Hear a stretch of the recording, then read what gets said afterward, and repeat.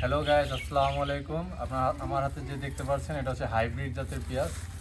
এই পেঁয়াজ আমি এর আগে আপনাদের ভিডিও দিয়েছিলাম যে দানা লাগাইছি, ওই দানার ভিতরে কেমন কদম হয়েছিল। ওই কদমের ভিতরে দেখা যাচ্ছে কিছুটা আপনার হাই সারে নাই, দেখছেন এগুলো কিন্তু হাই সারে নাই, এই জন্য এরকম সাইজের পেঁয়াজ হয়েছে। এই জন্য আমি আপনাদের দেখাবো যে কয়টা পেঁয়াজ কাটলে আর কি কত কেজি ওজন হয়, এইভাবে গুইনা আমি আপনাদের দেখাবো। এখন দেখেন আমি পেঁয়াজ কাটতেছি।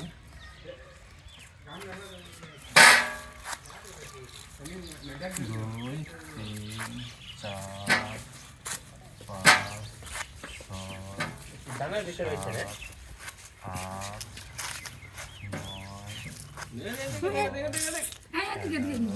13, 14, 15, এইটা 16। এই যে 16টা পেঁয়াজ কাটলাম, এই মাত্র 16টা পেঁয়াজে আমার টোটাল হয়েছে 2 কেজি 540 গ্রাম পেঁয়াজ। তারপরে এই পেঁয়াজটা ছোট, তারপরে এই একটা পেঁয়াজ ছোট আছে, এই একটা ছোট আছে। টোটাল যদি হিসাব করি 4 থেকে 5টা পেঁয়াজ ছোট, তারপরও দেখেন 2.5 কেজি ওজন হয়েছে।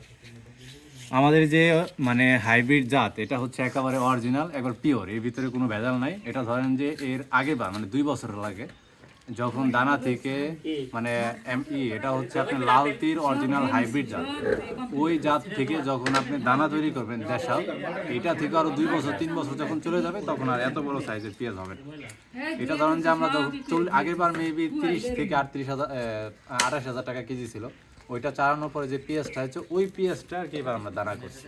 তাহলে দেখতে পাচ্ছেন এবার কত সুন্দর হয়েছে। তাহলে আমাদের কাছ থেকে যে দানাটা মানুষ চালাবে, তাহলে ওইখানেও অনেক অনেক পেঁয়াজ হবে। কারণ কি? কারণ অরিজিনাল হাইব্রিড জাতে যখন আপনারা দানা পাবেন, তখন যখন চালাবেন তখন দেখবেন আপনার ফলনও বেশি পাবেন।